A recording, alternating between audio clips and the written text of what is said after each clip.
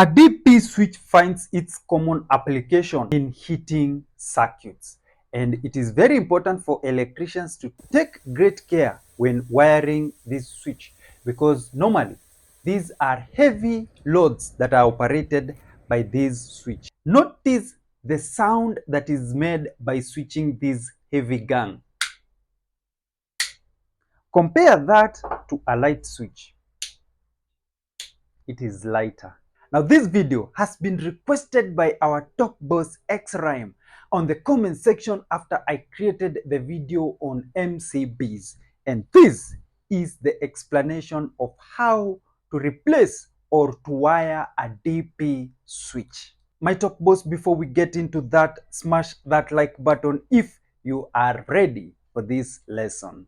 A DP switch will have very important features here. We have the L in where we connect the line, the face, and we also have the N in, we connect the neutral. So this is the feed actually from the consumer unit. Connect them here. Notice how large those screws are, as well as the point where you're supposed to connect your cables. So the reason why it is that size is so that it can accommodate the large cables that are fed here. Why large cables?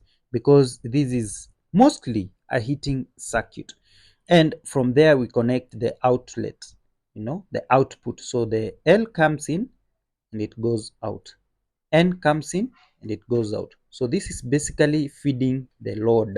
Okay, and then we also have the incoming earth connection. The earth connection will be fed on this point or this point, and the output that is going to the load is connected on either. So definitely this is a termination. If you take a digital multimeter and test for continuity, of course it makes a lot of sense.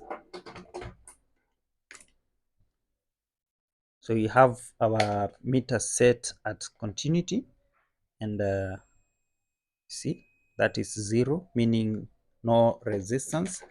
And so if you test at this point and also at this point, we have the continuing.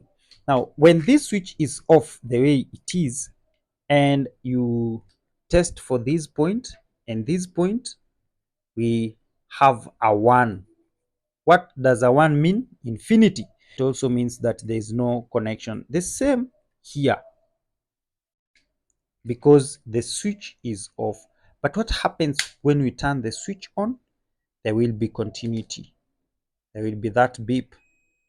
The switch is on, there is no resistance, the same as this, right? So you can also test at this point as well as at this point.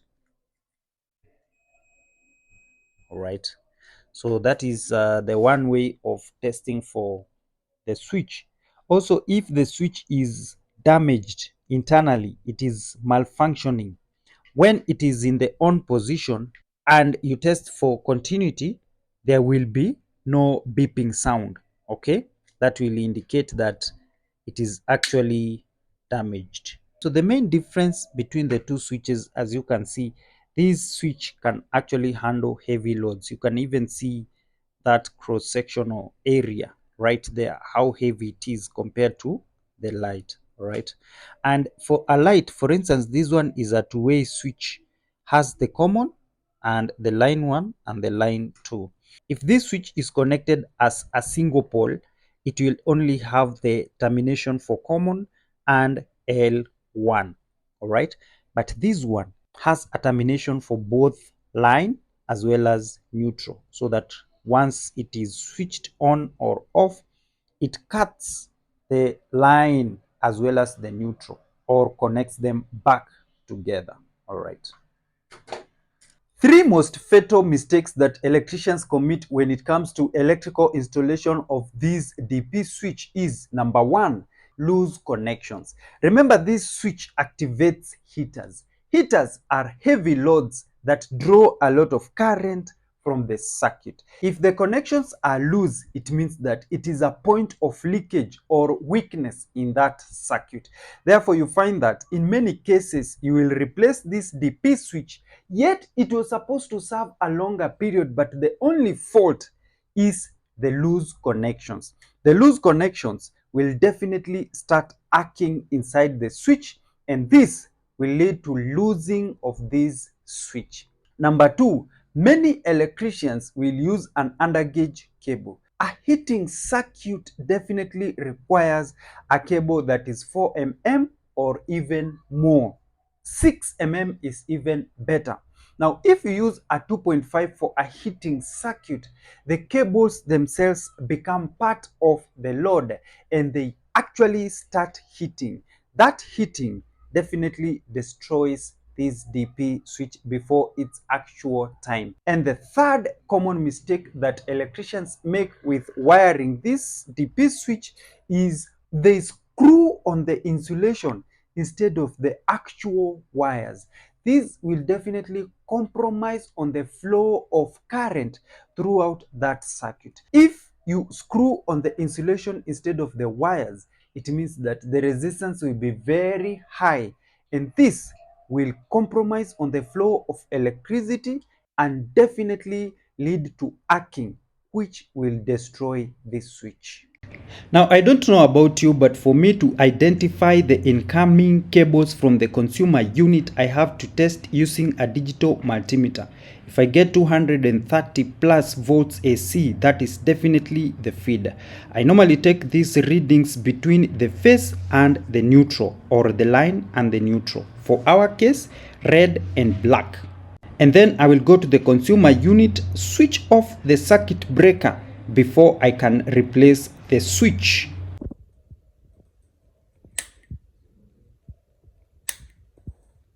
Thank you so much, my top boss, for watching our today's video. This was courtesy of X-Rhyme. Really appreciate you, my top boss. What would you want me to talk about in our coming videos? I will be so glad and honored to cover it, my top boss. Subscribe to my channel so that you don't miss any of the coming episodes. Do you want to watch the video that we have covered when it comes to electrical installation of an instant shower? Check the video right here. Now, this video has been wiring of this. My name is John Gatehi, and this is Top Heights Electricals and Electricians. Goodbye for now.